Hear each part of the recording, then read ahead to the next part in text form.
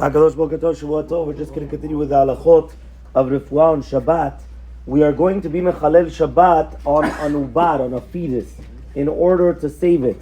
Because that's also considered a nefesh, and also the mother is considered mesukenet, she's considered in danger because of the child.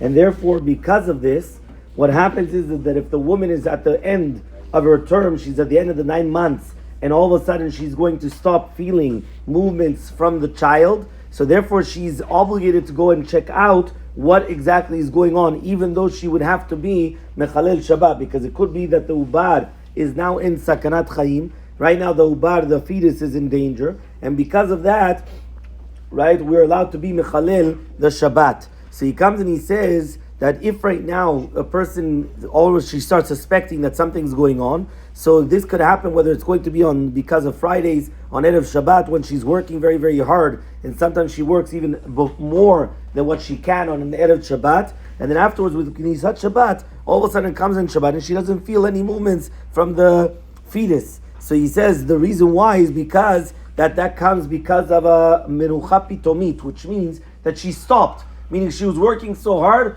all of a sudden, Shabbat, she stops working. So all of a sudden, she stops feeling the child, and so the etzah is that she has to eat something very sweet, like chocolate, and she has to lie on the side, and on Pirov, she'll already start feeling that the child is moving. But if Chas Shalom, she stops, that she doesn't feel anything, so then immediately she would have to go to the hospital, right, again, because we have this concept that also Nubar is a nefesh, and therefore we would come and save an ubar. So obviously from here, we see that if you're allowed to be mechalel Shabbat to save an ubar, obviously it's considered killing if we're going to cause the termination of a pregnancy. That's any way you actually see it from here. But from here you do see the halakha, you're allowed to come and to be mechalel Shabbat to save an ubar on Shabbat.